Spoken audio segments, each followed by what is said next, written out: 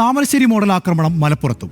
Moorkkanad higher secondary സ്കൂളിലെ 10ാം ക്ലാസ്സുകാരനെ വിദ്യാർത്ഥികൾ സംഘം ചേർന്ന് ആക്രമിച്ചു. വടക്കമുറി സ്വദേശി മുഹമ്മദ് മുബീനാണ് മർദ്ദനമേറ്റത്. ഡിസംബറിലുണ്ടായ തർക്കത്തിന്റെ പക വീട്ടിയതാണെന്ന് മുബീൻ പറഞ്ഞു. 6 വിദ്യാർത്ഥികൾക്കെതിരെ അരീക്കോട് പോലീസ് കേസെടുത്തിട്ടുണ്ട്.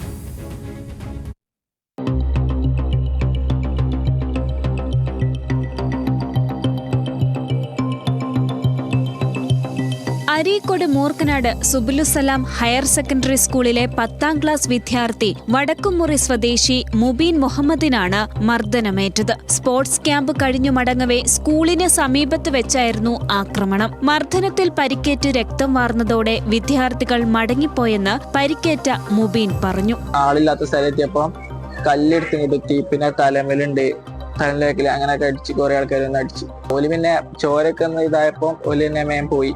മർദ്ദിച്ചതിനു ശേഷം അവനെ നല്ലോണം തല്ലി കണ്ണടിച്ചു പൊട്ടിച്ചു എന്നൊക്കെ പറയുന്ന വോയിസ് ക്ലിപ്പും പുറത്തുവന്നു. കണ്ണൊക്കെ പോയി ഹോസ്പിറ്റലിലാണൊക്കെ പറയില്ലേ, തടഞ്ഞു നിർത്തി ആക്രമിക്കൽ, പരിക്കേൽപ്പിക്കൽ തുടങ്ങിയ വകുപ്പുകൾ ചുമത്തി 6 വിദ്യാർത്ഥികൾക്കെതിരെ അരീക്കോട് പോലീസ് കേസ് രജിസ്റ്റർ ചെയ്തിട്ടുണ്ട്.